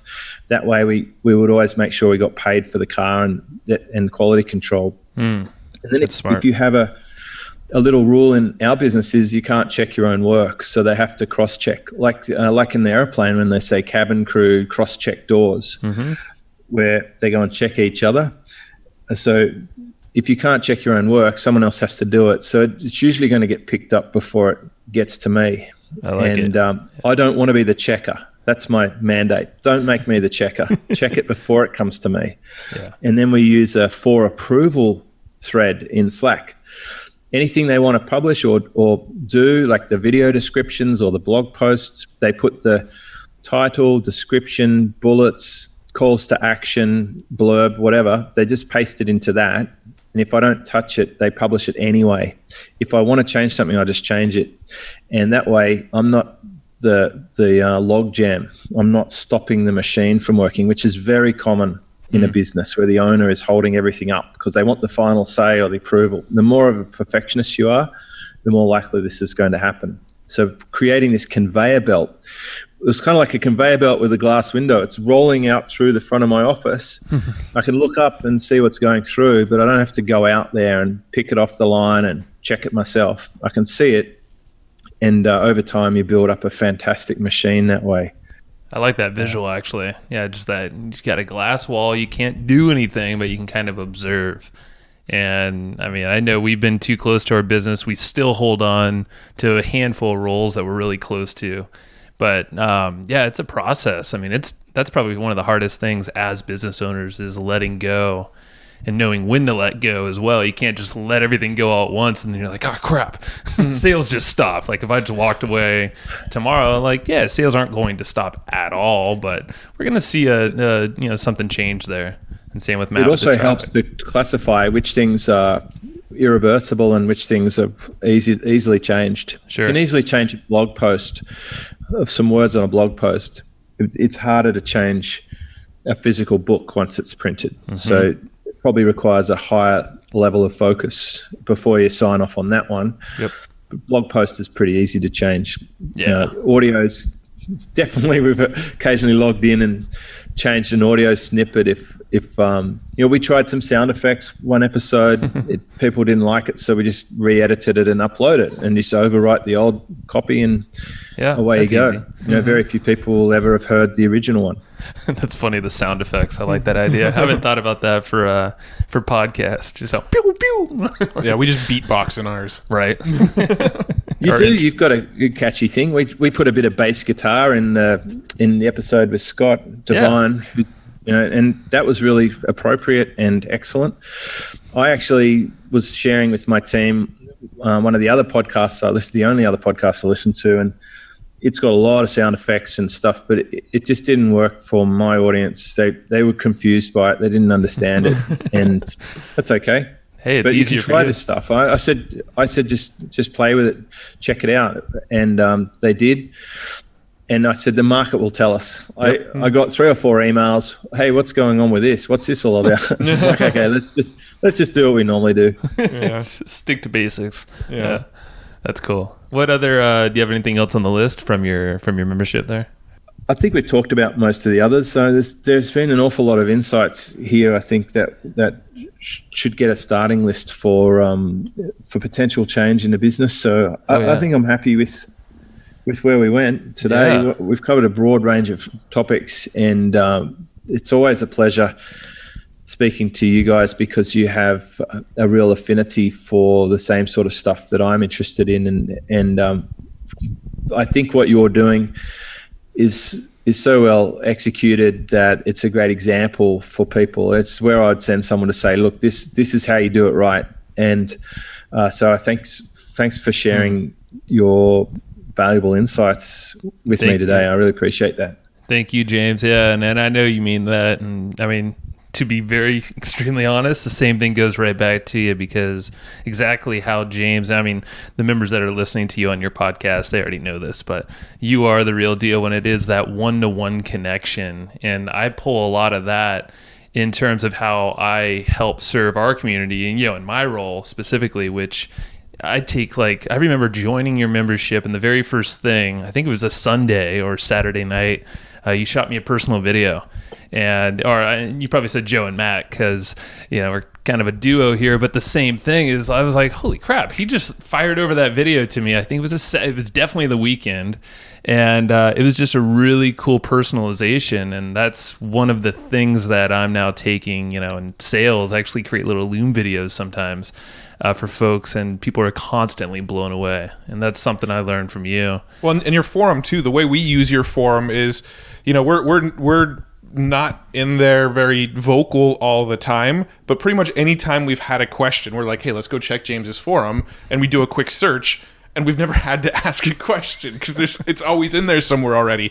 So we've been basically using it more as like a personal library than we have let's go ask our questions, because the questions are already pretty much answered in there for anything we've come up with. I learn most of the stuff I learn about where things are up to and what tools are great and stuff from my members. Mm-hmm. They're incredibly resourceful and well connected. Yeah. So I think the other thing that you might be using in there is my monthly training, because when I'm putting those together, I'm using you as my avatar. Really? Is that true? Yeah. Damn. I'm thinking this. That's so cool, man. If this training is going to be interesting for you, I think it will be interesting for every other member. It forces me to make sure that I'm on point. And I think the monthly trainings have been getting better and better. And they're amazing. Each one will end up being a chapter in a book or an entire course of some kind eventually. They're all like the first version. And I think that's a great way that people use the membership, is just to get that 1 or 2 hour digest of what's really working well from something that's already proven and tested. It's not theoretical at all. No, and it's not. And you can size it in a way where, like you said, sometimes it's like 45 minutes, but it's great because you'll dive deep on that one strategy or topic, and you have marching orders after watching those videos. There's never any big questions. I mean, and if you do, you can I'm also ask trying to create. I'm trying to create episodes that will be good to point members to of all the typical challenges they have, whether it's their emails or their video marketing, or the last one was running in-person events. Everyone in my high-level group is or should be running high-level events. And I get asked all the time, and I've created this master checklist over a decade, and I finally just put it together into a short presentation. And that one's been really well received, but I've been asked like 3 times this week in my high level group about a mastermind or an event. And I say, great, watch this. Yeah. No, it's like, it saves a lot of time. And that was actually one of my points I wrote down for just the things that we're doing, just the affiliate products we're selling. I mean, there's a lot of time involved in there because it's very personalized selling if they're chatting with us. But, there's definitely we can create FAQs or a repository of videos, kind of like how you've done it with your forum. You can apply that in different variations, even if you're in a sales role and you want to maybe give an example or a case study. The sequence that worked really well for me with the affiliate one was a PS that was very specific to the target person who's having the challenge that my product recommendation solved. And they would click on it and they would get taken to a post that outlined all the reasons why I chose this tool, what I was using before, what was on my mind, what I compared it with, and then how I ultimately made the decision. And then the follow-up sequences in that email sequence, which is now tagged with interested in such and such a tool, offered them training with that tool. If they got the tool through my link, I was happily send them all the lessons that I discovered after I used the tool. It would give them a quick start. Like you said, complementing what the manufacturer sells, but doing it even better than they do. Mm-hmm. And that was a very successful campaign.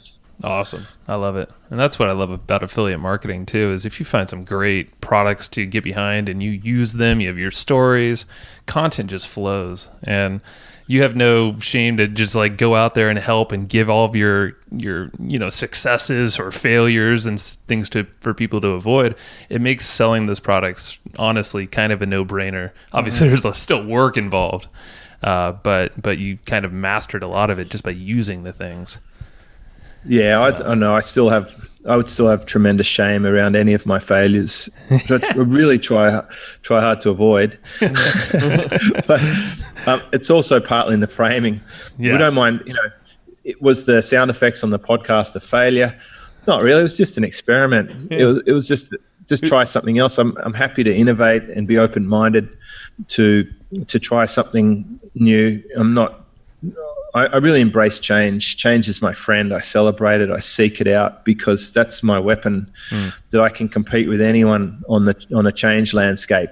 The people who are going to fall down are the ones who get stuck and can't change. And you're speaking our language when it comes to like something like traffic. That was actually one of the biggest things is you see these folks dealing with just Facebook traffic, for instance. Mm-hmm. It's like spread the deck. So that's why you hear us, like we're constantly talking about all these different platforms and how to connect them all properly or how to segment in each one of them. And they all have their own rules, but if you are you spread the deck, obviously focus on the ones that are working now, but Facebook changes their terms overnight. Our business will not die, but a lot of others will. And they will. And they will. It'd be foolish to think that's going to ride forever. I think. Yep.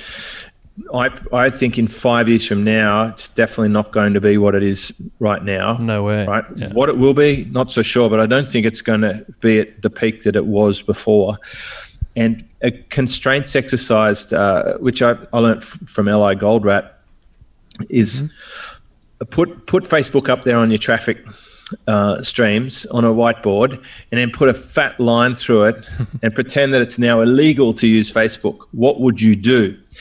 And do that constraints exercise. So remove that as a possibility. You can't use Facebook at all, not allowed. What would you do?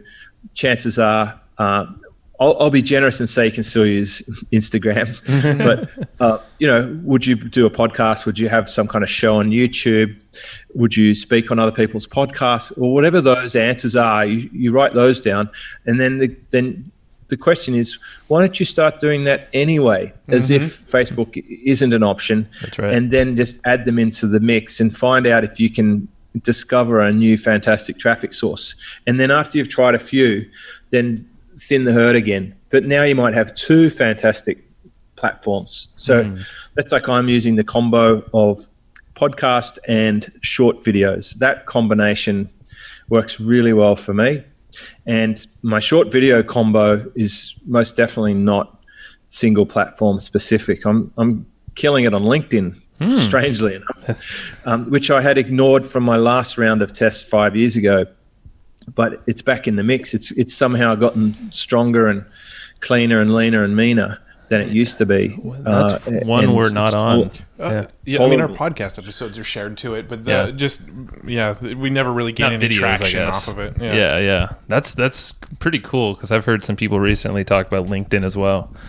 Just for posting. I was shocked. I might get, if I get 80 views on a video on Facebook, I'll get 2,000 views on LinkedIn. It's like, what? and you see the people who are clicking on it. It's my kind of people, which is really interesting. So, and it was a member of Superfast Business who opened my eyes to that. Who said, don't write off LinkedIn. Try it again. I'll even hop on a phone and talk you through how it works. She did, and we tried it again, and away it went. So, big lesson there is go wide and then go deep, and then go wide and then go deep, and then go wide and then go. Put it on a cycle, put it on a repeat, because that's how you're going to deal with change. Yeah, I love it. And you're setting yourself up with safety nets, when you go wide. So that's where it's that expand contract. When I said that, we trimmed all of our products except for I think we had our affiliate products. We had no products for a while, but we knew what was working and where we wanted to head.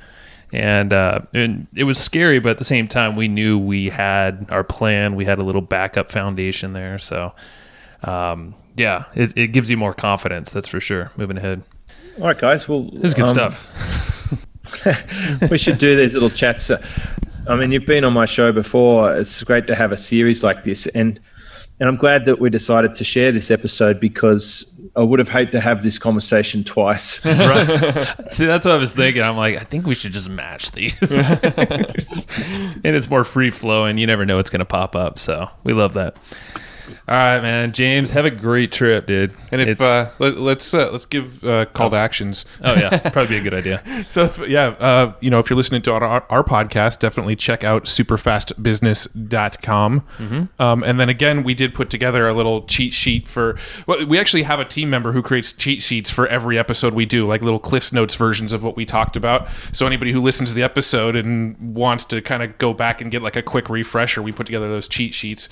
So we'll have that and a little traffic cheat sheet available at evergreenprofits.com/superfast. That's it. Nice. Awesome, James. I can't really add anything to that. It's all good. Evergreenprofits.com and superfastbusiness.com mashup. This will be episode 602 on my site. I'm sure my team will put together something as well. And either way, it's been a wonderful collaboration. I hope we can do more of these. If our listeners enjoy it, then that would be great. Definitely. Then we'll give it a shout, and we'll figure out the feedback there. Thank you, James. We'll make it happen again. All right. Thank you. And I hope you just enjoyed this episode you just listened to. Now, right now, before we sign off, I have a few things I would love for you to do. So the very first thing is to go find our guest on Facebook and tell them that you loved their episode with us. That's going to help them just feel good about themselves, but also it's going to spread the word a little bit more for us. So go find them on Facebook. Everybody's on Facebook, and go say that you love their episode and maybe one cool thing that you learned there. The second thing is to go to iTunes and subscribe to our podcast. Just look up Hustle and Flowchart and hit the subscribe button. And the very last thing, the third thing, is to leave us a review on iTunes or wherever you're listening to this podcast and help us spread the word more. That's how more people are going to get this awesome knowledge, this cool podcast training, and a whole bunch of other cool free training that we give out at evergreenprofits.com. So that's about it. Go find them on Facebook, go subscribe on iTunes, and leave us a review. You would be amazing if you did that, but you're always amazing. So thanks for listening, and we'll catch you in the next episode.